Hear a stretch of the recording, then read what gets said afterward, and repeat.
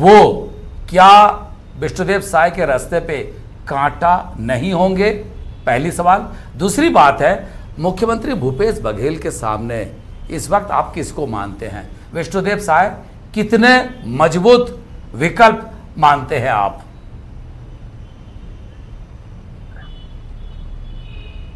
जी, मैं आपके दोनों प्रश्नों का उत्तर दूंगा, लेकिन पहले मैं उपासना जी को एक बात याद दिलाना चाहूंगा कि उन्होंने कहा कि विधानसभा चुनाव के बाद हमने लोकसभा चुनाव में कांग्रेस पार्टी को परास्त किया है।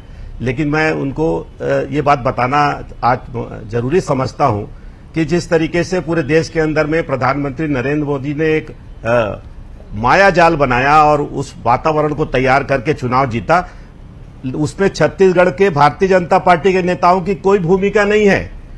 उनके कारण छत्तीसगढ़ में भारतीय जनता पार्टी की लोकसभा की सीटें ज्यादा नहीं आई हैं। गलतफहमी में मन आ रहे हैं वो। मैं एक बात और बताना चाहूंगा, यदि उनका करिश्माई नेतृत्व होता डॉक्टर रमन सिंह का, तो नगर निगम के चुनाव में भारतीय जनता पार्टी आगे बढ़ के रहती।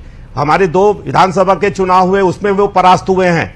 वो केवल लोकसभा चुनाव की बात कहकर और भारतीय जनता पार्टी की छत्तीसगढ़ इकाई को महत्वपूर्ण इकाई मानने के लिए तैयार हैं। ये उनकी गलतफहमी है और इस गलतफहमी में वो जीते रहे, हम तो ये चाहते भी हैं। और जिस तरीके से वो बता रहे हैं कि रमन सिंह का सौम्य चेहरा है और क्या क्या तरह तरह की बातें बता रहे हैं, मैं उसको दोहराना नहीं चाहता, क्योंकि छत्तीसगढ़ की जनता ने इसी जो तरह तरह की बातें कही है उसको ठुकरा दिया है और 14 सीटों पर ला दिया है। अब इनको गलतफहमी में और इनको ख्याली पुलाव में नहीं रहना चाहिए कि हम 2023 में जीत जाएंगे।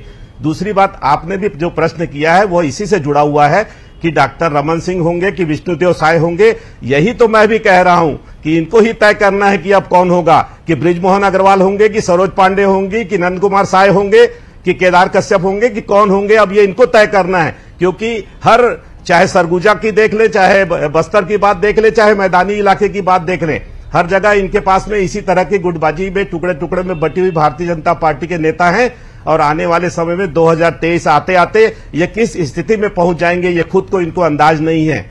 ये अंदाजा इनको इस बात से लगा लेना चाहिए कि छत्तीसगढ़ में विधानसभा चुनाव से लेकर आज तक जो भी चुनाव हुए हैं उसमें कांग्रेस पार्टी माननीय भूपेश बघेल के नेतृत्व में जीती है। और करिश्माई नेतृत्व यदि देखना हो तो इन 1.5 वर्षों में छत्तीसगढ़ की जनता ने देखा है। और उनको आज जिस तरीके से रैंकिंग दी गई है, एक कांग्रेस पार्टी के सर्वोत्तम मुख्यमंत्री कहला रहे हैं, तो ये हमारे लिए खुशी की बात है, हमारे लिए सौभाग्य की बात है। छत्तीसगढ़ की जनता के लिए एक सौभाग्य का विषय बन जाता है कि ऐसे मुख्यमंत्री को उन्होंने पाया है जो छत्तीसगढ़ की एक जनता की रक्षा कर रहे हैं। हर वर्ग की आज हम चिंता कर रहे हैं। इतना बड़ी महामारी महामारी हुई, उसके बाद भी छत्तीसगढ़ में हमने संभाल कर रखा। पूरे प्रदेश की जनता पूरी तरह से खुशहाल है। जी, मेरा एक सवाल है, बोल लें दीजिए उनको, बोल लें दीजिए। 2003 के चुनाव, बोल लें दीजिए उनको। 2003 के चुनाव में 2003 की जो चुनाव थी, उस वक्त आपके पार्टी का अध्यक्ष थे डॉक्टर रमन सिंह। उसके बाद आपने कई बार अध्यक्ष बदले और कई अध्यक्ष तो इवन पार्टी के सत्ता के खिलाफ ही खड़े हो गए। उसमें शिव प्रताप सिंह सरगुजा से हैं, कई ऐसे नेता हैं जो पार्टी के खिलाफ ही खड़े हो गए, जिनको आनन फानन में हटाना पड़ा। मेरा एक सवाल है, क्या आदिवासी को ही सामने रख के किया गया?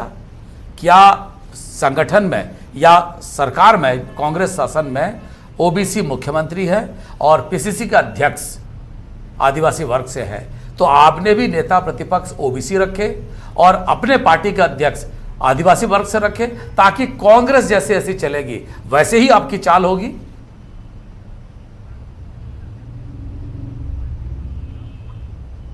नहीं, कोई कांग्रेस के नकल करके किसी प्रकार से नहीं है। एक ऐसा नेतृत्व जो अनुभवी नेतृत्व है, मैच्योर नेतृत्व है, जिसके नेतृत्व में पार्टी ने लगातार छत्तीसगढ़ में चुनाव जीते हैं, जिन्होंने संगठन को दिशा दी है, ऐसा व्यक्ति जो लगातार जो है संगठन के और सत्ता के काम में रहा है।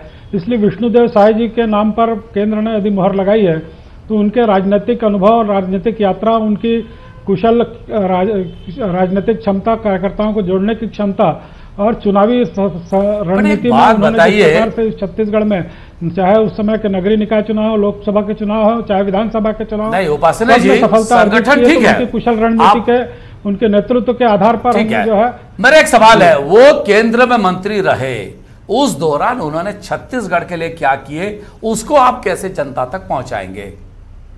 अगर किसी को एक चेहरा के रूप पे बड़ा दिखाना है तो उनके काम को हमको लोगों के पास ले जाना होता है। विष्णुदेव साय केंद्रीय इस्पात मंत्री थे और उसी दौरान हमने ऐसा कौन सा काम किया विष्णुदेव साय जिसको आप जनता तक पहुंचा पाएंगे और कहेंगे कि उनको मौका मिला था? क्योंकि उन्हीं के टाइम पे एक दुर्घटना हुआ,